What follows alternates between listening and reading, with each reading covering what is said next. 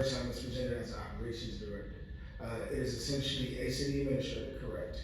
And it follows the racing model of city administrator with the addition of adding that communication component. The reason I did this, one is when, like I said before, as we were talking about the earlier piece of legislation, which is the current charter ordinance, I do not agree with the charter ordinance as written. And I think that we need to be opening up the conversation, not just solely on the charter ordinance, but really talking about what are our options. And no one was willing to have that conversation. And I said, well, here's the option. And working with staff, I was presented with options. We looked at models, and I said, I would like to go with this model, and we're going to present this to the committee. So when I presented the Racine City Administrator model to the committee, I heard, their feedback.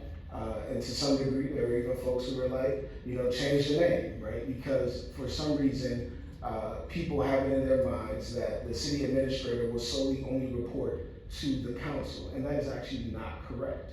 If they're reporting solely to the council, they're doing that without a mayor. If you want a mayor and a city administrator, the city administrator will either report to both the mayor and the council, or just to the mayor. And there are models like that, i.e. Racine. And there's models where they report to both the mayor and the council. At the end of the day, the proposal is really about opening up the conversation. Let's talk about options. And so that is where I stand. That is why this is presented. That's why this is in front of us. People can say that it was something that was not thought out, and that is completely inaccurate. I don't just throw things at the wall and let them stick. This was a thorough conversation, both with legal, HR, finance, etc., and others.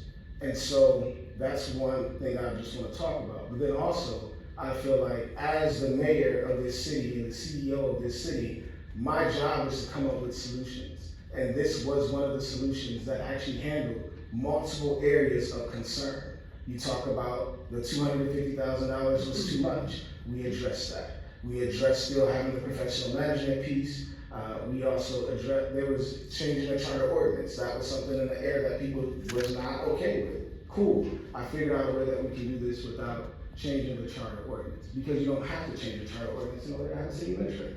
So I just came up with solutions to an issue that was presented to me, because that is my job to do.